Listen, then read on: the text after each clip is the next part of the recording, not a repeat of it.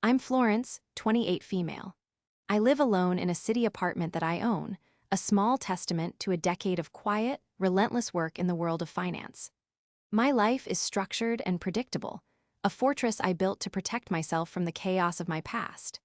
This story is about the ultimate betrayal from the one person who should have protected me, my own father, and how I turned my deepest wound into the leverage I needed to reclaim not just an object, but my mother's legacy. Before this story unfolds, I'd love to connect with you. Please let me know in the comments where you're watching from and what time it is in your corner of the world. It's amazing to see how far these stories can travel. My world fractured when I was 17. That was the year my mom, Helen, lost her battle with cancer. She was the sun in my universe, warm, bright, and the center of everything. My dad, Richard, was the moon, orbiting her light, reflecting her warmth. When she was gone, it felt like all the light in our little house went with her. The silence she left behind was a physical weight, pressing down on my chest every single day. In those first few months, Dad and I were like two ghosts haunting the same space, rattling around in memories, unable to connect. He'd retreat to his garage, and I'd retreat to my room. On my 18th birthday, just 6 months after Mom's passing, Dad sat me down at the kitchen table. The air was thick with unspoken grief. He slid a small, dark blue velvet box across the worn linoleum. I knew what it was immediately. My breath caught in my throat. "Your mother wanted you to have this," he said, his voice raspy.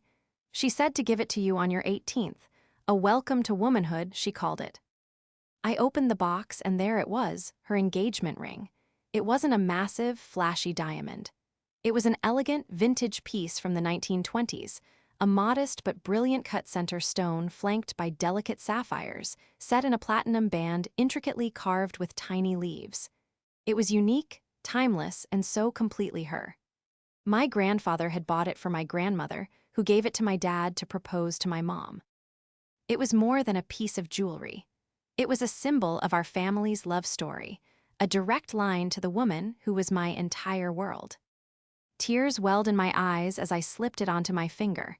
It was a little big, but holding it made me feel like a piece of her was still with me. "It's beautiful," I whispered, my voice choked with emotion. "It's yours now," Dad said, managing a weak smile. "It's a family legacy. You keep it safe, you hear? It stays in the family always.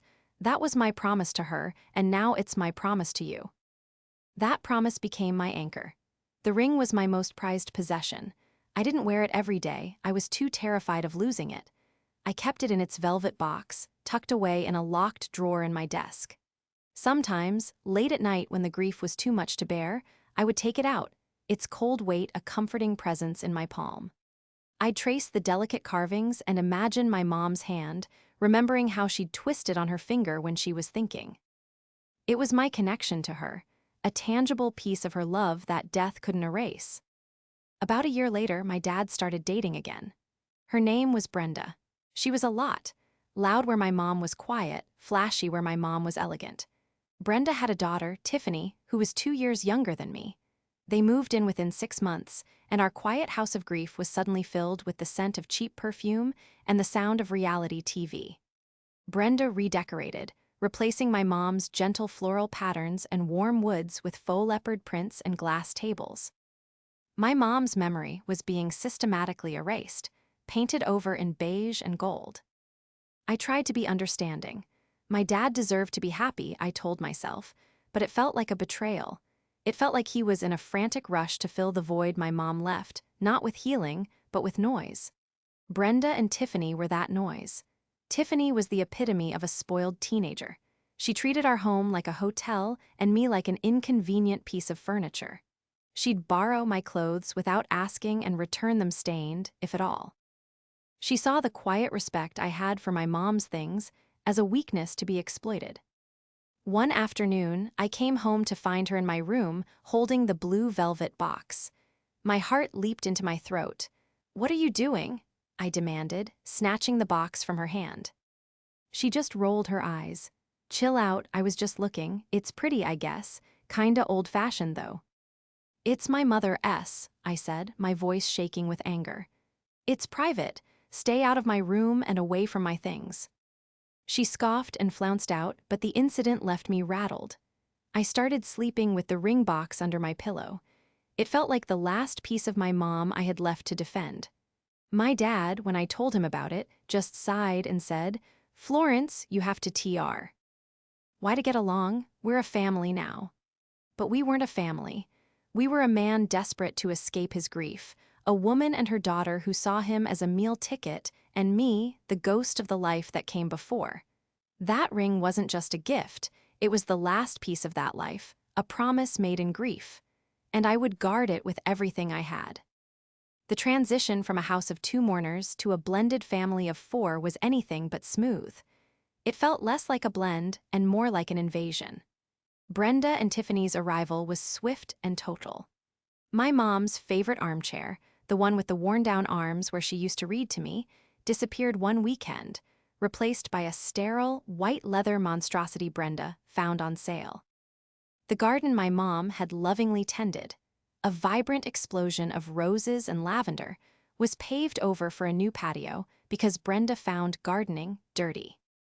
My dad, Richard, seemed oblivious, or perhaps he chose to be.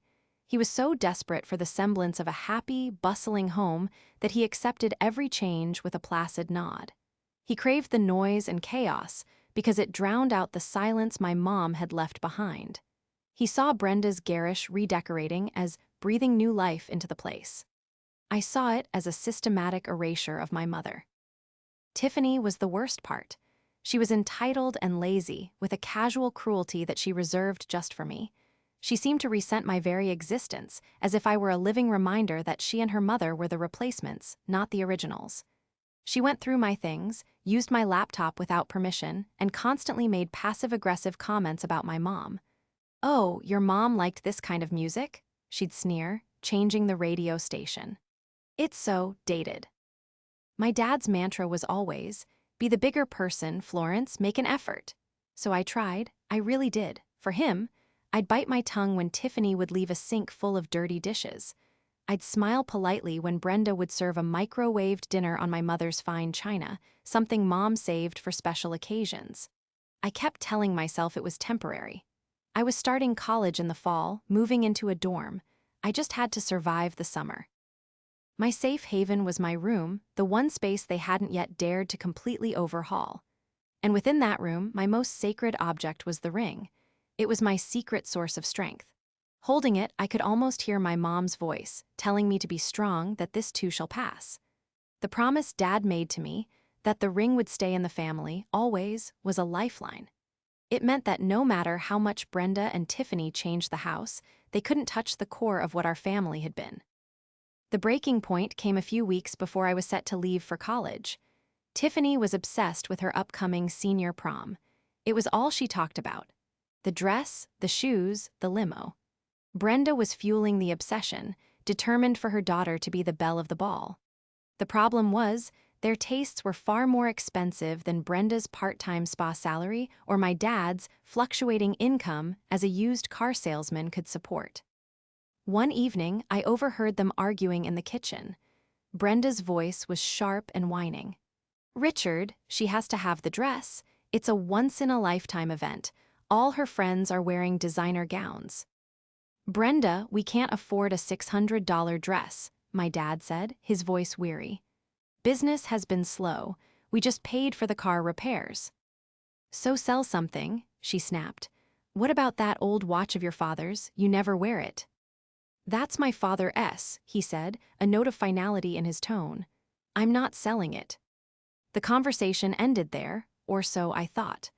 I felt a small flicker of pride that my dad had stood his ground, defending a piece of his family's history. It gave me hope that the man I knew was still in there somewhere. A week later, Tiffany got her dress. She paraded around the living room in a monstrosity of glitter and tulle, beaming as Brenda fussed over the hem. My dad stood in the corner, watching with a strained smile on his face. I didn't ask where the money came from. I didn't want to know. I just counted down the days until I could leave. The day before I was scheduled to move into my dorm, I went to my desk drawer to get the ring. I wanted to take it with me, to keep it close in this new chapter of my life. I unlocked the drawer, my heart light with anticipation. I reached for the familiar blue velvet box, but my fingers met empty space. I froze, a cold dread washed over me. I frantically emptied the drawer, scattering papers and old diaries onto the floor. It wasn't there. My breathing grew shallow. I tore my room apart, looking in every possible hiding place, under the mattress, in my closet, behind my bookshelf. Nothing. Panic clawed at my throat. I ran downstairs, my heart pounding against my ribs. My dad, Brenda, and Tiffany were in the living room, watching TV. "Where is it?" I demand. Dead, my voice trembling. "Where's my mother's ring?" Tiffany didn't even look up from her phone. "How should I know? You probably lost it." Brenda gave me a condescending look. "Florence, calm down, it's just a ring, I'm sure it'll turn up." "It's not just a ring," I shouted, my control snapping. I turned to my dad, my eyes pleading. "Dad, the ring, it's gone." He wouldn't meet my gaze. He just stared at the television, his jaw tight. "I'm sure it's around here somewhere, sweetie. We'll look for it tomorrow." But I knew. In that moment, seeing the way he refused to look at me, the hollow look in his eyes, I knew the terrible truth. The inheritance my mother had left me, the promise my father had made, was just as hollow as his words. The box was empty, but so was the space in my chest where trust and love used to be. The betrayal was so profound, so absolute, it left me breathless. He had broken his promise. He had chosen them over me, over Mom. And I knew, with a certainty that chilled me to the bone, that Tiffany's stupid, sparkly prom dress had cost me the only piece of my mother I had left. The silence in the living room was deafening. The blare of the television was a flimsy shield my dad was holding up against my accusation, but it couldn't protect him. I walked over and switched it off. The sudden quiet forced their eyes onto me. "Dad," I said, my voice dangerously low, "look at me." He flinched, but finally, slowly, turned his head. The guilt was written all over his face. It was in the way his gaze darted away, the slight tremble in his hand as he set down his drink. He couldn't deny it.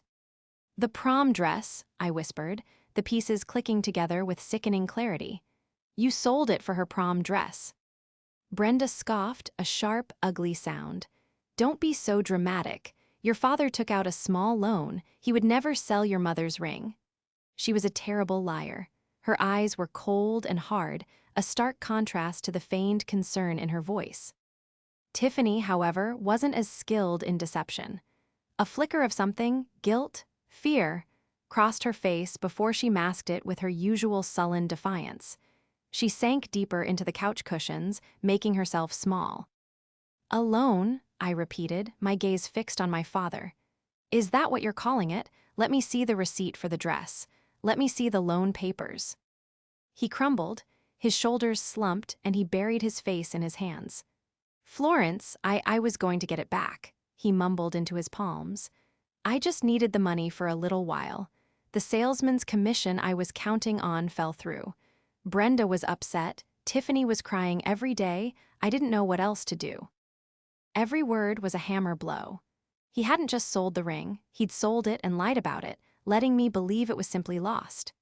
He had planned to deceive me, hoping I wouldn't notice until it was too late, or perhaps hoping he could replace it before I did. The casualness of his betrayal was what hurt the most. He had weighed my mother's legacy, a promise he made to her on her deathbed, against a teenager's desire for a fancy dress, and the dress had won. "Where is it?" I asked, my voice devoid of all emotion. I had moved past tears into a cold, hard rage. I pawned it," he admitted, his voice barely audible. "At a shop downtown. I have the ticket. I have 90 days to buy it back. I was going to, Florence, I swear, as soon as my next big sale comes through." "You swore," I said, the words dripping with contempt. "You swore to Mom you'd keep it safe. You swore to me it would always be in the family. Your promises are worthless." Brenda decided to intervene, standing up as if to defend him. "Now, that's enough. He did what he had to do for his family. Tiffany is his daughter now, too. Her happiness matters." "Her happiness?" I laughed, a bitter, broken sound. "Her happiness is worth more than my mother's memory. You came into our lives, into her home, and you've done nothing but erase her. And you, I said, turning to my dad, you let it happen. You helped them. You paid for her dress with my mother's soul. The fight escalated from there. Voices were raised. Brenda accused me of being a selfish, grieving brat who couldn't stand to see her father happy. I accused her of being a manipulative gold digger. Tiffany started crying, actual tears this time, wailing about how I was ruining her prom. Through it all, my dad just sat there, a pathetic, broken man, occasionally murmuring for everyone to just calm down. Finally, I couldn't take it anymore. "Give me the pawn ticket," I said to my dad. He looked up confused. "What?" "The ticket for the ring. Give it to me, now." He hesitated, then shuffled to the little desk in the corner where he kept his bills. He pulled a small, flimsy piece of paper from an envelope and handed it to me. My hands were shaking as I took it. It felt like a death certificate. It listed the item, vintage lady's platinum ring. Diamond/sapphire, and the amount he'd received for it, $750. $750. That was the price he'd put on my mother's legacy. Enough for a $600 dress and a little extra for the limo and dinner, I presumed. The sheer pettiness of it, the vulgarity of the exchange, made me feel sick. I turned and walked back to my room, the ticket clutched in my fist. I packed a suitcase with the essentials, my movements stiff and robotic. There was nothing left for me in that house. It wasn't my home anymore. It was a mausoleum of broken promises. As I walked past the living room on my way to the door, my dad stood up. "Florence, wait, where are you going?" he pleaded. "Don't do this." I stopped and looked at him, at all three of them. I saw their faces, Brenda's smug, Tiffany's tear-stained, and my dad's, etched with a weak, self-pitying regret. "I'm going to college a day early," I said, my voice as cold and hard as the diamond he'd sold. "Don't call me. Don't try to find me. You made your choice. You have a new daughter now. You can worry about her happiness." I walked out the door and didn't look back. That night I slept on a friend's couch, the pawn ticket a burning ember in my pocket. The next day I didn't go to the pawn shop. I knew I didn't have the money to buy the ring back, and I refused to ask anyone for it. Instead, I drove to my Aunt Margaret's house, my mom's older sister. I needed an ally. I needed someone who understood what that ring truly meant. The lie had been unraveled, and the price of a pretty dress was my entire family. Aunt Margaret lived in a small, cozy bungalow filled with books and the scent of chamomile tea. She was my mother's anchor, and after her death, she tried to be mine. She was a retired librarian, a woman whose quiet demeanor hid a formidable intellect and a spine of steel. When I showed up on her doorstep, suitcase in hand and eyes red-rimmed from a night of sleepless rage, she simply opened the door wider and said, "Come in, child. Tea is on." I sat at her kitchen table, the pawn ticket lying between us like a confession, and told her everything. I didn't cry. The pain was too deep for tears. It had settled into a cold, hard knot in my stomach. She listened patiently, her hands wrapped around her mug, her expression shifting from sorrow to a quiet, simmering anger that mirrored my own. When I finished, she picked up the ticket and studied it. "Richard always was a fool when it came to women," she said, her voice laced with a sadness that spanned decades. "Your mother was the best thing that ever happened to him, and I don't think he ever truly understood her value." She looked at the pathetic sum printed on the ticket. $750. He sold a legacy for pocket money. "I can't buy it back," I said, the words tasting like ash. "I have my college savings, but that's for tuition. I don't have that kind of cash just lying around." "And you shouldn't have to spend your education money to fix his mistake," she said firmly. She tapped the ticket. "This shop, Gold and Silver Exchange, I know it. It's been on that corner for 30 years. The owner, a man named Mr. Petrov, has a reputation for being particular." A sliver of an idea, vague and unformed, began to take shape in my mind. "What do you mean, particular?" "He's an old-school pawnbroker. He buys things he finds interesting, things with history. He's not just a scrap metal merchant," she explained. "It's possible the ring is still there. Richard's 90-day window to buy it back is just the standard contract. But if the item is unique, sometimes Petrov holds onto it longer, hoping for a collector rather than just melting it down. Hope, a dangerous and fragile thing, fluttered in my chest. So you think it might still be there, even after the 90 days are up? It's a long shot, Florence, but it's possible, she said. But we can't just walk in and ask for it. Richard holds the ticket. Legally, he's the owner until he defaults. If we go in asking about it, Petrov might get suspicious and contact him. We spent the rest of the afternoon talking, planning. For the first time since my mom died, I didn't feel completely alone. Aunt Margaret was in my corner. She understood the sanctity of the promise my father had broken. Together, we decided on a course of action. I wouldn't confront my father again. I wouldn't beg or plead. I would cut him off, just as I'd said. I would go to college, focus on my studies, and bide my time. His 90-day window would expire in late November. I would call the pawnshop, then, anonymously, and inquire. The next few months were a blur of orientation, classes, and late-night study sessions. I threw myself into my economics and finance courses with a ferocity that surprised even me. Money, I learned, was a language, a system of power. My father's lack of it had led him to make a weak, desperate choice. I was determined that I would never be that weak. I would learn the language of money so well that I could make it do whatever I wanted. I ignored his calls and texts. They started as frantic apologies, then shifted to angry accusations of me being ungrateful, and finally dwindled into silence. I learned from Aunt Margaret that he never even tried to buy the ring back. His big sale never materialized, or if it did, the money went to paying Brenda's credit card bills or funding Tiffany's next whim. On the 91st day, my heart pounding, I walked to a payphone on the edge of campus. I didn't want the call traced to my cell. I dialed the number for the gold and silver exchange.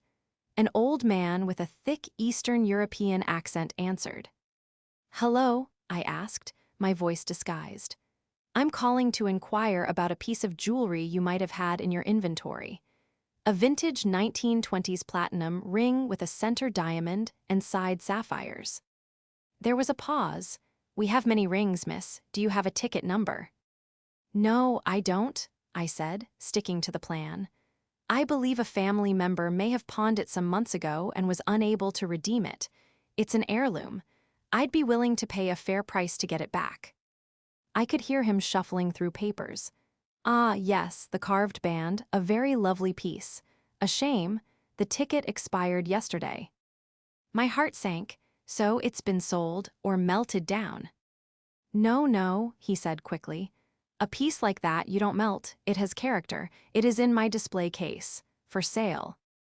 Relief washed over me so intensely my knees felt weak. "How much?" I asked, holding my breath. "For you, a collector who appreciates such things, $3,000, he said. The number was a punch to the gut. $3,000. It might as well have been $3 million. It was 4 times what he'd given my father, a standard markup for a desirable piece. I had maybe $400 to my name that wasn't allocated for tuition or rent. I see, I stammered. "Thank you for your time." I hung up the phone, defeated. But as I walked back to my dorm, the defeat slowly hardened into something else. Determination. He had the ring, it was safe, it was for sale. It now had a price tag, a clear goal, $3,000. It was no longer just about getting my mother's ring back. It was about earning it back. My father had lost it through weakness and foolishness. I would reclaim it through strength, intelligence, and hard work. He had sold it for a pittance. I would buy it back with a fortune I built myself. The pawn shop's secret wasn't just that the ring still existed. It was the price tag that would fuel the next decade of my life. The knowledge that my mother's ring was safe, sitting under a glass counter with a $3,000 price tag, changed everything. It was no longer a lost relic but a tangible goal. It became my North Star. That number, $3,000, was both an insult and an inspiration. It was the mountain I had to climb to prove that I was nothing like my father. Where he had failed through weakness, I would succeed through discipline. My college years became a testament to that resolve. I wasn't just a student, I was a woman on a mission. I took on extra classes, graduating a semester early with top honors in finance. While other students were going to parties, I was in the library, poring over stock market analyses and investment theories. I worked 2 part-time jobs, one in the university's financial aid office and another as a barista on weekends. Every single dollar that didn't go toward tuition, rent, or ramen noodles was funneled into a high-yield savings account I labeled the Reclamation Fund. My relationship with my Aunt Margaret deepened during this time. She was my confidant and my quietest cheerleader. Once a month, she would drive to my campus, and we would have dinner. She'd bring me groceries and slip a $100 bill into my coat pocket, telling me it was from my mom. She never mentioned my father unless I brought him up. Through her, I got piecemeal updates. He and Brenda were still together. Tiffany had dropped out of community college and was trying to become a social media influencer, which apparently involved taking a lot of selfies and buying things she couldn't afford. My dad's financial situation was perpetually precarious. He was always chasing the next big commission that was just around the corner. About once every 6 months, I would make another anonymous call to Mr. Petrov's pawn shop. "Just calling to see if you still have that 1920s platinum ring in your case," I'd say, my voice steady. And every time the answer was the same. "Yes, the pretty one with the leaves. Still here. A special piece for a special lady." The price never changed. It was as if Mr. Petrov knew it was waiting for someone. Those calls were my ritual, a way of ensuring my goal was still there, waiting for me at the finish line. After graduation, I landed a competitive junior analyst position at a prestigious investment firm in the city. The hours were brutal, the pressure immense, but I thrived on it. The world of finance was a logical, mathematical place. Effort equaled reward. Smart decisions yielded profits. It was the antithesis of the emotional, chaotic world my father inhabited. I was good at my job. I had a knack for seeing patterns others missed, for staying calm when the market panicked. Within 3 years, I was promoted. Then, 2 years after that, I was promoted again to a senior analyst role with a 6-figure salary. The first thing I did after signing my new contract was transfer the full $3,000 into my checking account. The next day, I took a personal day and drove the 2 hours back to my hometown. Walking into the gold and silver exchange felt surreal. It was exactly as I had imagined, dimly lit, cluttered with the ghosts of other people's misfortunes and forgotten dreams. An elderly man with kind, weary eyes looked up from behind the counter. It was Mr. Petrov. "I called a few times," I said, my voice surprisingly steady, "about the vintage platinum ring." A slow smile spread across his face. "Ah, I was wondering when you would finally come in." He reached into the glass case and pulled out the small, familiar blue velvet box. He opened it and placed it on the counter. There it was, my mother's ring. It was even more beautiful than I remembered. It gleamed under the dim lights of the shop, a beacon of hope. I paid him in cash, $3,000 in crisp $100 bills. He counted it slowly, then wrote me a receipt. "An heirloom should stay with the family," he said, pushing the box toward me. "Your mother had wonderful taste." I didn't put the ring on. Not yet. I drove to the cemetery where my mom was buried. I sat in the grass by her headstone and opened the box. The sun caught the facets of the diamond, sending tiny rainbows dancing across the stone. "I got it back, Mom," I whispered, the words catching in my throat. "I promised I'd keep it safe, and I will. I earned this, for you." For the first time in 10 years, the cold knot of grief and rage in my stomach began to loosen. Holding the ring wasn't just about reclaiming a piece of jewelry, it was about reclaiming a piece of myself. It was proof that I had overcome the wound my father had inflicted. I had built a life, a career, and a sense of self-worth that no one could ever pawn for a quick buck. I went back to my city life, the ring now kept in a secure safe in my apartment. I continued to excel at my job. I bought my own condo. I built a life of stability and independence. I had almost forgotten about my father. I hadn't spoken to him in a decade. He was a ghost from a past life, a cautionary tale. My silence was not born of anger anymore, but of indifference. He and his choices had no power over me. Then, one Tuesday afternoon, my assistant buzzed my office intercom. "Florence, there's a Richard on the line for you. He says he's your father." The voice from the past had finally broken a decade of silence, and I knew, with absolute certainty, it wasn't a social call. He was going to ask for something. The only question was what. Hearing my father's name after 10 years of silence was like a ghost walking through my door. A part of me wanted to tell my assistant to say I wasn't available, to hang up and preserve the peace I had worked so hard to build. But curiosity and a deep, buried instinct that this was the moment I had been subconsciously preparing for made me say, "Put him through." His voice was older, thinner than I remembered, laced with a nervous energy. "Florence, is that really you?" "Hello, Dad," I said, my tone flat and professional, the same one I used with clients I didn't particularly like. "This is a surprise." I know it is," he said, stumbling over his words. "Listen, I know I don't have any right to call you, not after all this time, but I'm in trouble, Florence, real trouble." I leaned back in my leather office chair, gazing out at the city skyline. I felt strangely calm, detached. "What kind of trouble?" He took a deep breath. "It's Tiffany. She got mixed up with some bad people. She started a business, some kind of online boutique, and she borrowed money to fund it. A lot of money, from the wrong kind of people. Now she can't pay it back. They're making threats, Florence, serious ones. They gave her a deadline. We have to come up with $20,000 by the end of the week, or I don't know what they'll do." $20,000. The number was significant but not insurmountable for me now. For him, it was clearly the end of the world. I stayed silent, letting him fill the void. "I've tried everything," he continued, his voice cracking with desperation. "The bank won't give me a loan, my credit is shot. Brenda cashed out her tiny 401k. We've sold everything of value. We're still nowhere close. You're my only hope.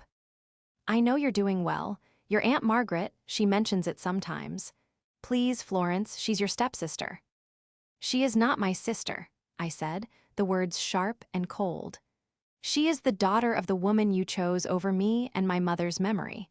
And the trouble she is in sounds like the direct consequence of her own choices." "She's just a kid. She made a mistake," he pleaded. "She's 26 years old, Dad. She's not a kid. She is an adult who has never had to face the consequences of her actions because you and Brenda were always there to bail her out. This is just a larger, more expensive version of her high school prom dress." The mention of the dress hung in the air between us. He went quiet for a moment. "That's not fair," he finally whispered. "Fair?" I let out a short, sharp laugh. "You want to talk about fair? Let's talk about fair. Was it fair that you sold the one thing my mother left me to buy that dress? Was it fair that you broke a sacred promise for $750? Was it fair that I spent the last 10 years working my tail off, driven by the singular goal of buying back the legacy you threw away?" He was silent. He had no defense. "I want to see you," I said, my mind made up. "Meet me tomorrow morning at 10 a.m. at the Oakwood Diner in our old hometown. Come alone." "Yes, of course, anything," he said, relief flooding his voice. He thought he had won. He thought that because I agreed to meet, I would agree to help. He had no idea what I had in store. The next morning, I drove to the diner. I saw him sitting in a booth by the window, looking old and defeated. His hair was grayer, his face more lined. He looked smaller than I remembered. I slid into the booth opposite him. He started talking immediately, rambling about Tiffany's situation, painting her as a victim. I let him talk for a few minutes before holding up my hand to stop him. "I don't need the details," I said. "I'm not interested in Tiffany's drama. I'm interested in the debt you owe me." He looked confused. "Debt? Florence, I never borrowed money from you." "Oh, you did," I said, reaching into my purse. I pulled out a small, dark blue velvet box and placed it on the table between us. His eyes widened in shock as I opened it.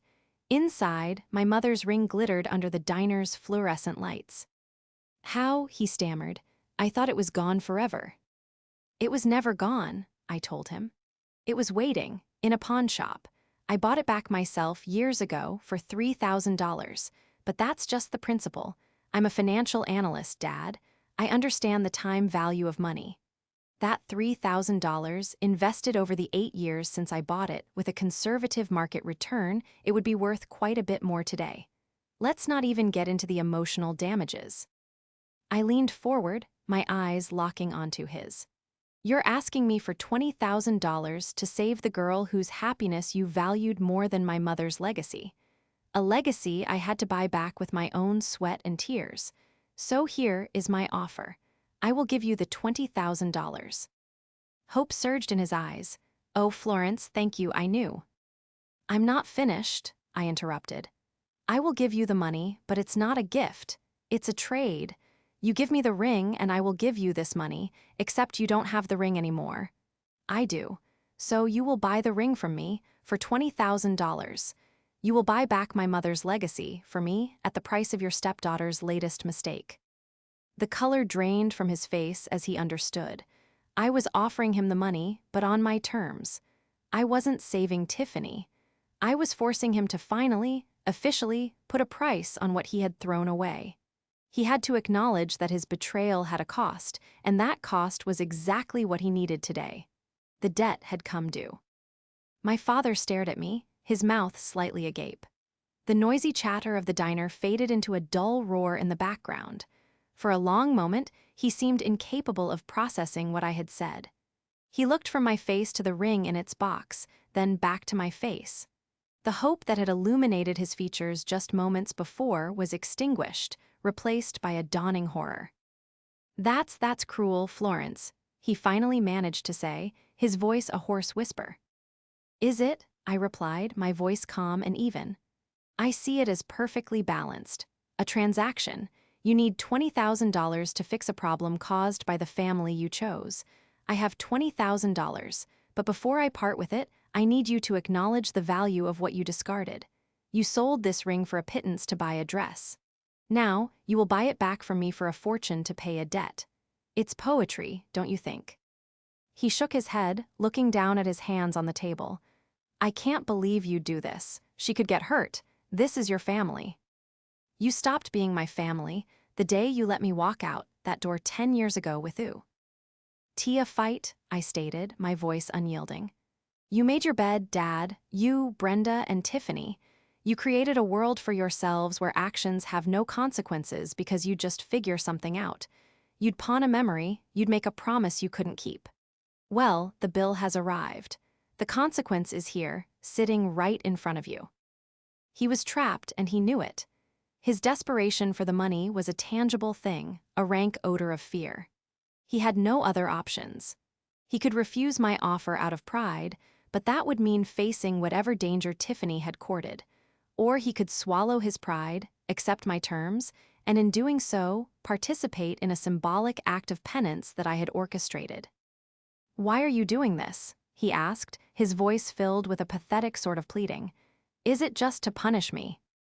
"This isn't about punishment," I said, and to my surprise, I realized I was telling the truth. The burning anger of my youth had cooled into something more precise, more final. "This is about closing the ledger. For 10 years, there has been an outstanding debt between us. Not a financial one, but a moral one. You broke something and you never once tried to truly fix it. Your apologies were empty because they were never backed by action. Today, you will finally take action. You will pay in full." I took a cashier's check from my purse, already made out in his name for the full $20,000, and laid it on the table next to the velvet box. "The choice is yours. Take the check. The ring stays with me, but in your mind and in mine, you will have bought it. You will have used the one and only lifeline I will ever throw you to correct the mistake that started all of this. Or you can walk away. But if you walk away, don't ever call me again." He stared at the check, then at the ring. I could see the war raging within him. It was a long, silent battle. Finally, with a trembling hand, he reached out and slid the check toward his side of the table. He couldn't bring himself to look at me. His gaze was fixed on the tabletop, his shoulders slumped in utter defeat. He didn't touch the ring box. "It's done," I said, closing the box and placing it back in my purse. I have your word that you acknowledge this transaction, that you have bought this ring from me for $20,000. He gave a short, jerky nod, still not looking up. Good, I stood up from the booth. I hope this solves Tiffany's problem, but I want you to be very clear on one thing. This is it. The account is settled. The ledger is closed. From this moment on, we are strangers. I have no father. I didn't wait for a reply. I turned and walked out of the diner, leaving him there with the check that would save his stepdaughter but cost him the last shred of his dignity. As I drove away, I didn't feel a surge of victory or a thrill of revenge. I felt quiet. A profound sense of peace settled over me. The heavy chain that had tied me to that painful past for a decade had finally been broken.